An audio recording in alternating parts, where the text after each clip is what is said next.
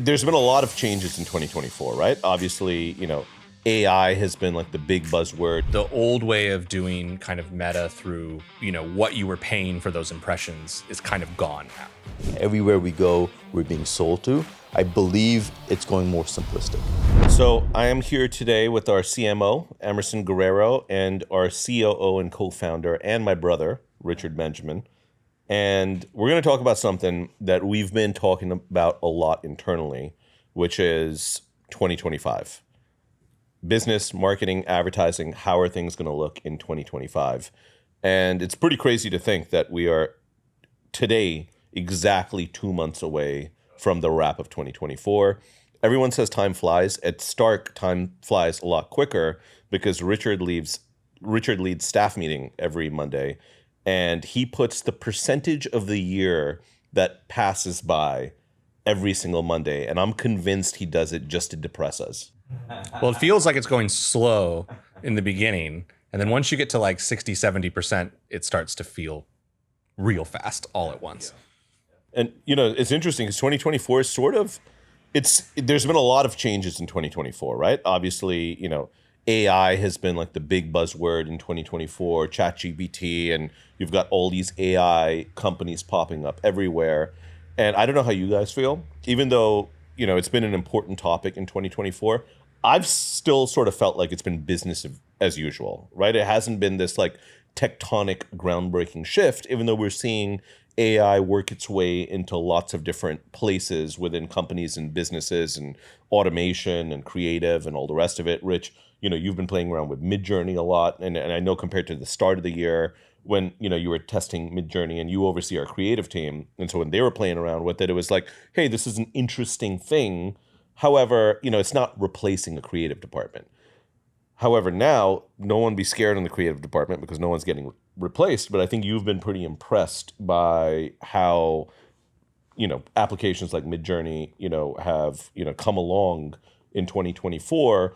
And I think 2025, there is probably an opportunity for a lot of disruption, within the business, marketing, advertising landscape. And we're going to get to all of that. But I think where I want to start, because I think it's fundamental to the conversation, is the thing that I'm always monitoring, which is the cost of advertising, right? Like ultimately, like that's the number one factor that we're paying attention to, which is how expensive is it to advertise, because that trickles down through everything else. So we've got an election coming up in a few days, and the economy is on everyone's mind. And, the truth is, I'm not an economist, and I have no idea whether the economy is going to be bad in 2025, whether it's going to be good. I'm not even going to get into all of that. But Emerson, as the person who oversees our paid ads department on, the programmatic side, as well as like, the search and social side, what are you thinking cost of advertising wise? You see CPMs going up. You think things are getting more expensive. Do you think the entrance of new players is going to lead to advertising budgets being dispersed across different platforms, which may actually bring it down? Like, where do you see things going? Yeah, it's a complicated question, but I mean, I think with Meta specifically, the trend line has been up, and the old way of doing kind of meta through, what you were paying for those impressions is kind of gone now. And I think in some ways, and this is similar to Google in a way. And I think where the trend has been, hey, cheap impressions are out there for you. And if you're just going to say like, hey, I'm willing to just let it go and all I care about is cheap impressions, they're there. But the way the market has sort of gone is now, Google's willing to run 10 ads on the first page of a search. Well, yeah, you can be on that 9th spot on the bottom and feel good that you got your impression at a lower cost. But where you really need to be is at the top of the page. Well, that's gotten more expensive. And it's the same thing with Meta. You want to be in premium placements on, stories and reels and in feed. You don't necessarily want to be in the search network or the audience network and all this sort of stuff that Meta will kind of funnel. It's gotten more expensive. And I think the factors are that more and more brands have gone digital in a way that they are, they're going to consumers or they're lead gen or there's a software and they're going like, this is where I need to be. for better or for worse. Maybe it's right or maybe it's wrong. And that's driving those costs up. And because those premium placements are being fought over, it just kind of keeps going up and up and up. I don't see that changing because I think both those platforms, Google and Meta specifically, have no interest in lowering those CPMs. Do you think Google is overpriced and due for a correction? And let me preface it with this. I don't know that that's true, but it's something that I've been thinking about a lot because we've seen, we always knew Google was expensive in certain areas. Historically, PI is wild when it comes to Google, right? Personal injury law. It's wild how expensive it is to play in that game. But, you've seen with a lot of our SaaS companies compared to a year and a half, an account that, you oversee, I won't say the name of it, but it was significantly cheaper. New entrants to the market. It's more expensive. Now, at that level of company, a company that is doing millions or tens of millions of dollars in revenue, it's okay. It's it's par for the course. They don't mind overpaying for advertising. They mind, but they know it's a part of the game. What really got me thinking is that plumbing brand that we did a favor for, right? They weren't necessarily the right fit for us, but we were helping them out, because we know them personally and the rest of it. And when I saw what the cost per clicks were for things like local plumber near me, it blew my mind. It blew my mind. I was like, there's no way to be revenue positive on an initial conversion. You're talking about $130 a click, $140 a click for a plumber near me. So now you say, okay, if it takes 10 clicks to get me a job, you've got a customer acquisition cost of over $1,000. And if you're fixing a leaky toilet for $200, it just doesn't make sense. So it got my mind thinking about is a correction coming, is a correction coming with the cost of Google advertising that, more and more businesses, smaller businesses who historically have been the ones who have been the bulk of advertising on platforms like Google, do more of them abandon the platform for other means, which then brings the price down? What do you think?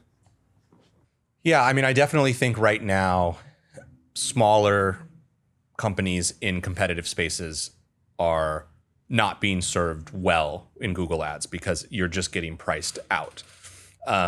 The correction now comes if larger companies go, this doesn't make sense. So now I'm not willing to sort of spend that amount.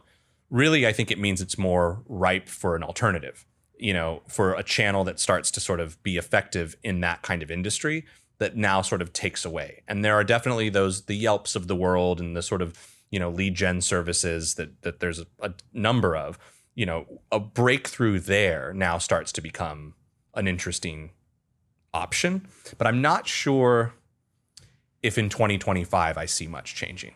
The problem is even the Yelps of the world, originally when Yelp was there, people were natively using the app a lot, right? Like they were going to the Yelp app or going to Yelp.com and they were looking at things.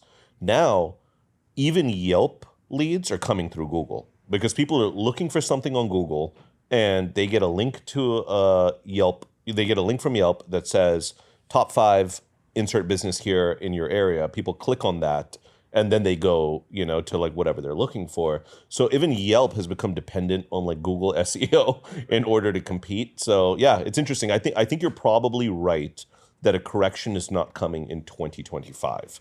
However, my gut tells me a correction is coming at some point because I think a lot of our smaller and mid-level businesses have gotten frustrated by the cost of advertising on Google, and they'll continue to pay it as long as they can be profitable with it, even if those profits start to shrink because the costs have gone up.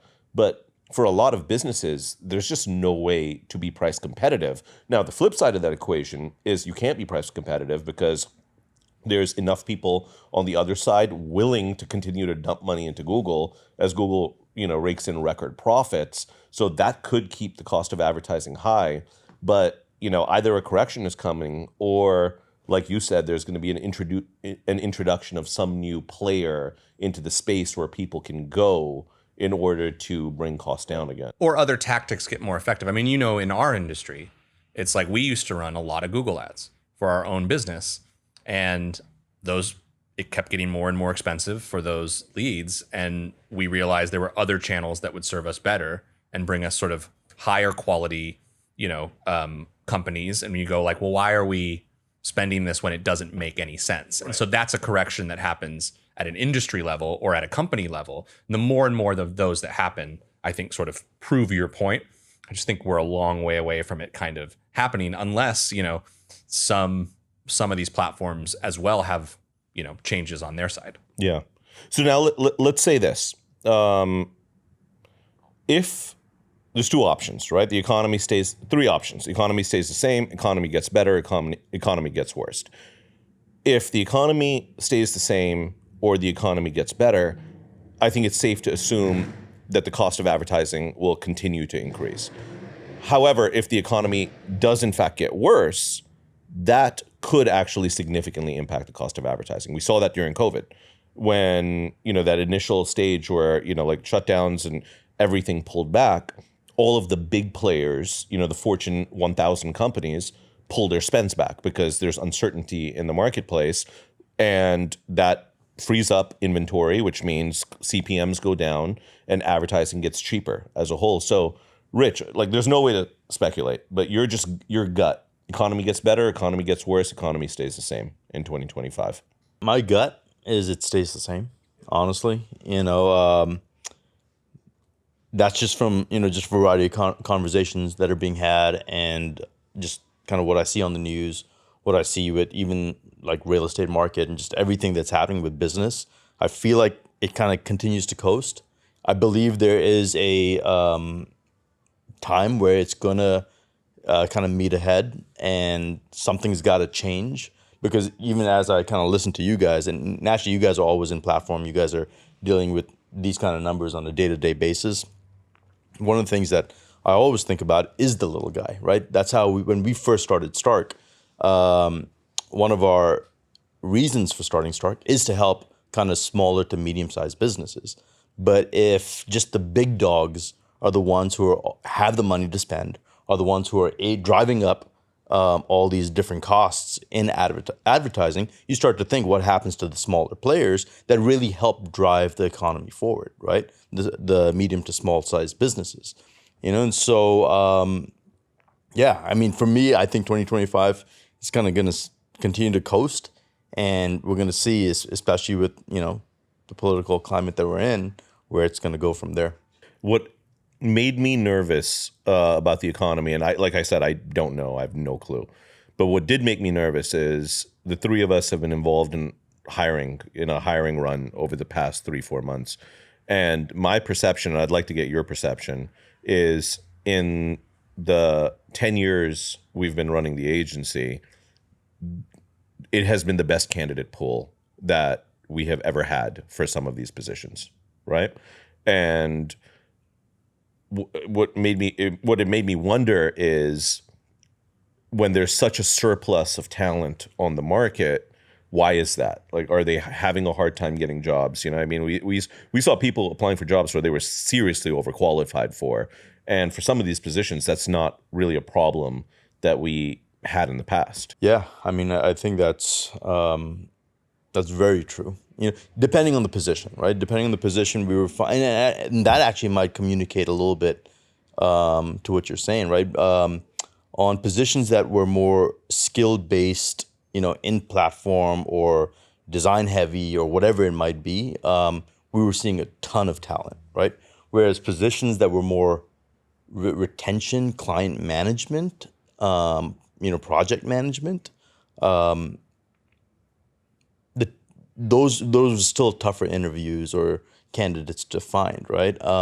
So I'd say, depending on the position, it could just be that with a lot of these mass layoffs, they're putting a lot more attention on team members who can retain existing clients, and then putting a bigger load on some of the other team members to get the work done while they cut a massive part of their teams. So it varies, but I definitely see what you're saying.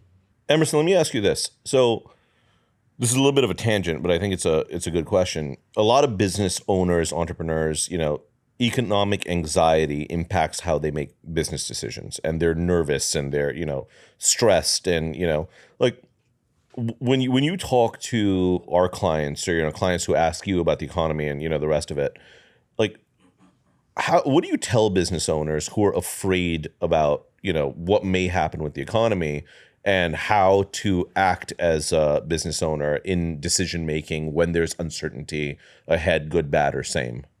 Yeah, I mean, I've always sort of said I don't think it matters that much when it comes down to an individual brand and an individual sort of advertising push or marketing kind of plan or strategy. And I mean, if you think about it, a lot of the people that were successful in COVID times that we worked with were the ones that went like, this is an opportunity, and I know who I'm going after, and I know they need it, and I know the price point is right. Like, make it work. And it was, like you said, prices were lower, people had pulled out. It was like the right opportunity. So I think there are certain types of companies that need to be aware of what they're doing and make adjustments. But the idea that you would sort of say, I don't know what's going to happen, so I need to just stop and wait, is usually a mistake, because there's always going to be a way to reach an audience if you have an audience. And if you don't, that's more of a company problem or like a marketing problem, stuff we've talked about in other conversations. But in terms of the economy itself, I tend to feel like if your marketing plan is good and you know where you're supposed to be, it will work itself out. 100%. I literally 1000% agree with that. I would even go further to say, like, nothing irritates me more than business owners, small business and medium business owners, who complain about the economy. If you're a Fortune 100, Fortune 500 company, that's a different thing. You have a certain level of overhead and infrastructure and the rest of it, and the economy actually really does affect you, right? But if you're a small and medium-sized business and you're worried about the economy, it's completely the wrong mentality. One, you're in business, so stop worrying about it because you can't control it. There's nothing you can do about it. So by starting a business, if you started a business for the long haul, you're going to go through economic highs and economic lows. That's just the nature of business. So the game becomes adapting to the environment. Like, our agency has grown during every economic low that we've experienced in the economy, because when they get conservative, we get aggressive. And there's opportunities, like you said, when things dip economically. When the big players pause because there's uncertainty and pull money out of their advertising budgets, cost of advertising gets cheaper.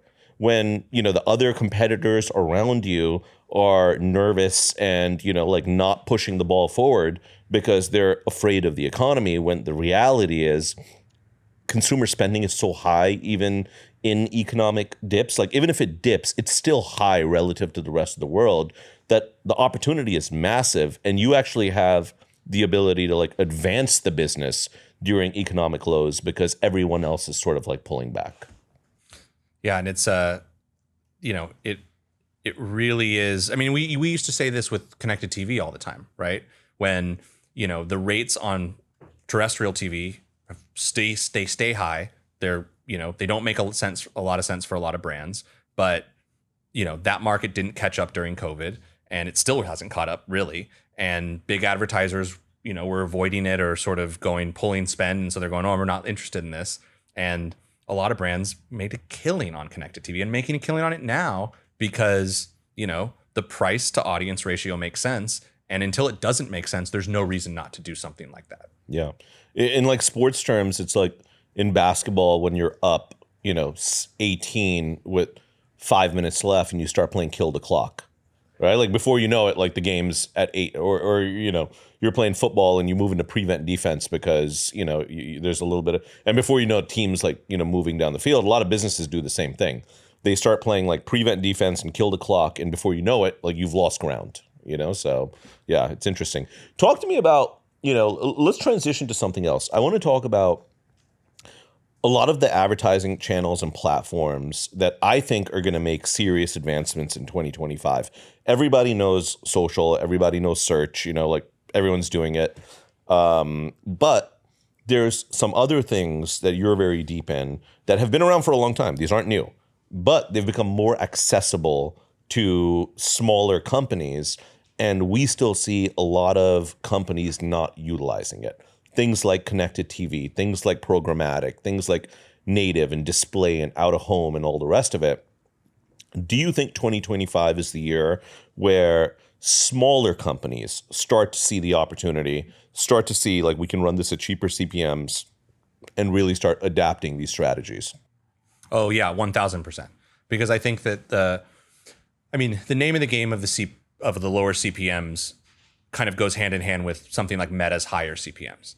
And so if you're just doing the math in terms of, hey, I have this audience I'm trying to reach, I can pay $25 per 1,000 impressions on Meta, or I can hit them in a variety of ways programmatically on display, on audio, on native ads, and I can do that at a $15 CPM. The math starts to make you sort of shift in a direction that goes, okay, well, why wouldn't I at least test this, and try it? And I think there's going to be a lot of, smaller spend advertisers and medium-sized businesses and small businesses that find a tactic that works for them, in a programmatic fashion that starts to go, okay, I'm getting more exposure, more brand awareness, and those programs have the ability to track. We can track conversions, we can do retargeting, we can, follow this audience around in the same exact way you would do it on Meta. So I think it's going to be an interesting time for programmatic advertising, both in terms of companies adopting it as a secondary strategy, but a lot of people I think are also going to pull money out of some of those kind of like tried and true tactics as they get more expensive and start really experimenting and trying some cool things in the programmatic world. For me, the big one is connected TV. TV historically has been something that only a handful of people had access to from like an advertising perspective. And now with connected TV, your local laundromat can run television ads and they can target a 5-mile radius around like pretty efficiently and make sure everyone is aware of them, right? And like with more people watching TV on more devices, from phone to television to Apple TV to computer, tablet, and all the rest of it, for me, it seems like this is like, a no-brainer for so many brands. Plus, now you're also layering on targeting, which has never existed with linear television. Why do you think more brands aren't like going all in on connected TV at this point? So I think there's two things. I think one, for smaller brands, medium brands, it's a creative issue more than a really tangible, like, we don't want to do this. I think the idea of, I'm going to be on TV, do I have something that's good enough? I think that becomes kind of a mental hurdle or a, sort of capabilities hurdle, depending on the company. I think that's solvable. And I think now with the ability to put, something that feels a little more raw out there and people respond to it, even on connected TV, I think that should be solvable. The second thing is, I think there's this sort of almost mental block that sort of says, well, we're not a TV company. We're here or here or here. And it's almost like, wait, I don't see myself on ESPN.com or, ESPN TV or whatever it is, that people just don't see themselves doing it. And then the third thing is just, they don't know. People don't know this opportunity is there or how much it would cost, because they still have that secondary block that says like, oh, I couldn't do that. It would cost too much money. When in theory, there are companies that could spend $10,000 a month and be on some of the best TV networks in the country in like tangible amounts of impressions. And like you said, they're layering on targeting, both with third-party audiences or retargeting, or even, customer upload lists, your own sort of customer list that you're, putting in there. So there's so much you can do there that you can't do on sort of traditional broadcast TV. And I think people just don't know that it's out there and that it's more affordable than people would think. Let's talk about artificial intelligence, right? So obviously AI has, machine learning and AI have like been working their way into CRMs and process stuff and efficiency plays for a long time. I want to focus more on the creative side of things. So it seems like every platform is integrating artificial intelligence into their creative platforms. Adobe is doing it.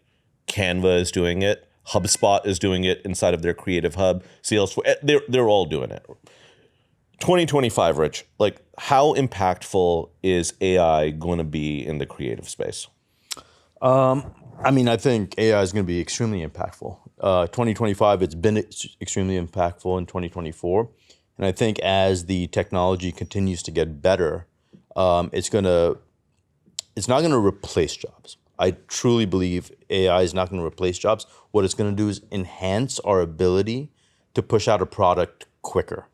And so like you mentioned earlier, experimenting with Midjourney, and there are a lot of kind of AI softwares out there. Photoshop, Adobe is introducing it within Photoshop. They just made a huge announcement about how they're integrating AI even more so. And so I communicated with one of our designers, one of our lead senior designers, and I was like, hey, look at all this really cool stuff. Maybe we need to incorporate more AI into the work that we do as a starting point, right? And he took a look at it, and now look, we like design, we know what we like, we know strategy, we know a variety of things. But again, there are levels to this stuff, right? So I sent him a few kind of screenshots of what a client actually shared with us. And I was like, hey, check this out. This is amazing, right? And he looked at it and he was like, yeah, it's cool. But he's like, look at this image. And he sent an image, right? The same image back, but he zoomed in on certain parts of the image. The lady in the photo, she was missing a digit on her finger. On the other hand, she had only 3 fingers. And like small little details that maybe a majority of people won't pick up. And as of right now, AI is for some reason unable to get it 100% of the way there. He as a designer was able to pick that up, right? But in 2025, as these small little issues come about, as engineers and designers start to voice their complaints and saying, hey, it's 80% there, the technology is gonna change. They're gonna fix these things, right? If you look at the skin complexion on some of the renderings that are being produced by AI, they're looking more photorealistic than what was at the beginning of 2023. So I think AI is gonna be a huge push forward that's gonna speed up deliverables, but it's never gonna replace that creative eye. Do you think that graphic designers, that position is going to shift from a person who can actually execute the work within Photoshop or Illustrator, whatever it is, to more of a producer director who doesn't necessarily need to execute the work, but has the vision of what they're trying to accomplish in their head and now just knows how to, prompt to get it there? Or do you think we're years away from that? That's not a 2025 thing. I feel like that's coming eventually, right? It's just like, is it imminent or is it some time away from what you've seen inside the platforms? Yeah, no, I think we're closer to that than ever before. Now, one of the things that what AI will replace are the designers who aren't really in it, right? A lot of times when people create, whether it's statics, whether it's video, whether it's whatever, they just do it to create cool stuff, but there is no purpose behind it, right? Whereas we have specific designers on staff who they often ask the question of, what's the purpose behind this? What's the why? If a client asks us, why did you create it like this? Or why did you create a certain graphic the way you did? They will actually be able to give a backstory behind it, right? So those designers who are actually already thinking about that as they're designing are going to be able to utilize AI tools to be able to prompt it and, like you said, be the producer to get the imagery and get the information out from the platform that they want. Whereas if someone's just creating cool crap just to create cool stuff, they're going to struggle a little bit more because they don't know what to prompt the AI because they're not approaching it from that perspective. They're not approaching it from the perspective of what's the true purpose of this graphic outside. They're just approaching it as, oh, it looks cool. It looks nice. Let me send this logo to the client. And the client's like, well, why did you do this curve this way? Oh, because it looks cool. Yeah, those guys aren't going to make it. Yeah, 100%. Let's talk about creative trends in 2025. Creative is always changing, and the type of creative you're running is always changing. And I think right now it's more diverse than it's probably ever been, I think, as far as like the diversity and like production styles and concepts and, all the rest of it. And I think we're in an interesting place this last few years because my perception has always been that we, the media companies, the agencies, we determine what the creative is going to be, and then that infiltrates culture, right? Like, so we're the driving force, like our business behind creative, production styles, and all the rest of it. But I was thinking about the other day how things have sort of flipped, because platform authenticity is so important that now the platforms are determining what creative works best for their platform, and we're adapting to those platforms, if I articulated that in a way that makes sense. So yeah, it's kind of a broad question, but creative trends in 2025, where do you guys think we're going? Well, I mean, I think authenticity is a huge piece to it, and it depends on, like you said, the platform. It depends where it's being seen, and it depends on who it's being seen by, right?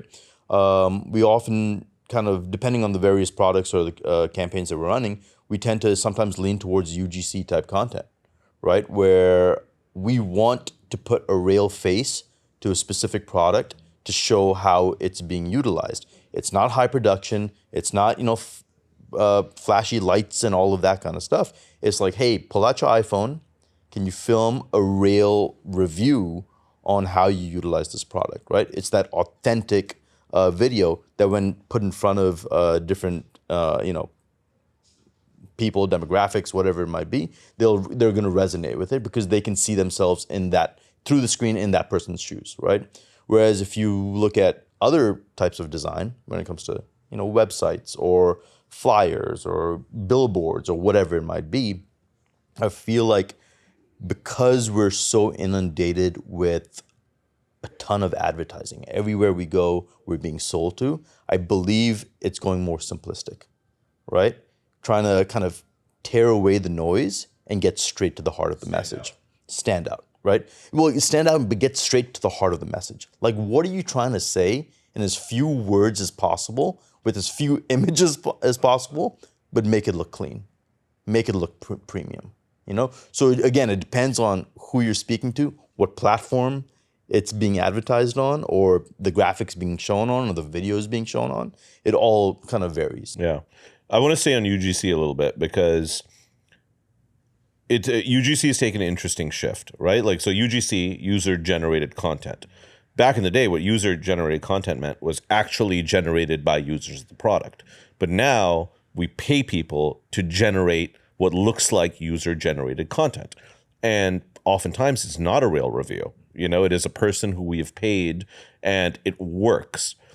I don't quite think yet that the public has caught on, and I still think they view those, I think they still view those UGC style. I still think they view those UGC style videos as reviews and testimonials, and therefore there has a level of trust with it. My feeling is that's going to start changing at some point, and even that is going to start getting viewed as advertising, right? So, Emerson, let me ask you, and I kind of know the answer to this, but I want to know what you think the answer will be. Right now, the data shows those UGC videos still really perform in platform, which means, the audience still views them as credible. You think that's going to shift? I think it's going to shift. I think that, like, with people in friend circles or family circles, I think there's that starting point of like, well, that's not, that looks like an ad, because there's a lot of good UGC. There's a lot of bad UGC. So as more and more people go, well, I can make, I'm going to buy this as cheap as possible, you're going to start getting flooded with worse and worse quality, advertising, even though it's a similar style, just like any form of like creative has sort of happened. And I think now it kind of pulls a little bit of the, magic out of the situation a little bit. But I do think that in 2025, to piggyback off Rich's point, my side of it would be creative variety is going to be really important, because that platform authenticity thing continues to evolve as the algorithms in these platforms continue to evolve. And I think as people's sort of interests become, almost more and more niche down, where it's not, everyone in the world likes this one product, or everyone in the world likes this one artist or singer. It's like people have their very specific Spotify playlists, and it just, there's no such thing as that kind of massive hit in any media anymore. It's kind of going to be the same, I think, on these platforms, where they're trying to tailor them so specific down to you that it becomes harder as an advertiser to go like, well, you know, we're going to put this out there and it's for this type of person, but it may only hit with a small percentage of that based on how it's feeding into that, you know, feed or feeding into those stories. And so I think the ability to have more creatives and to figure out how each one can fit within these sort of segmentations of the audience, especially when you kind of have to start broad and kind of figure out which ads are performing, is going to be more important, you know, to have that platform authenticity than trying to go like, we really like these 2 ads we did and we think they were going to speak to our audience. And then you're sort of striking out because, you know, it's not hitting the algorithm correctly with that particular audience. Well said. All right, let's wrap up by playing a quick game.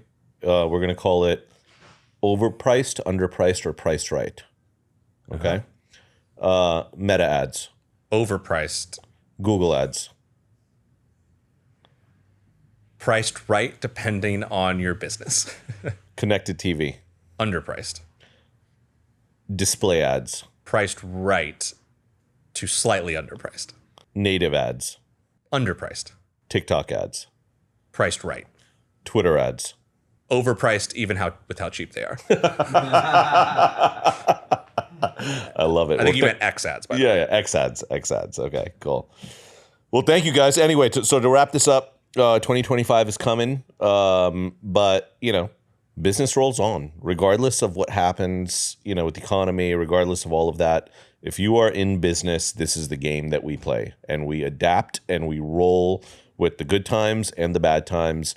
I'm kind of like both of you. I think I'm generally pretty optimistic about the economy, but I'm always optimistic about the economy because I just don't care. I care for like the people who get hurt and, you know, none of that. But when it comes to business, I don't care. I'm optimistic about advertising. Yes, I'm optimistic about advertising. I'm optimistic about business, and I always am. So thank you very much.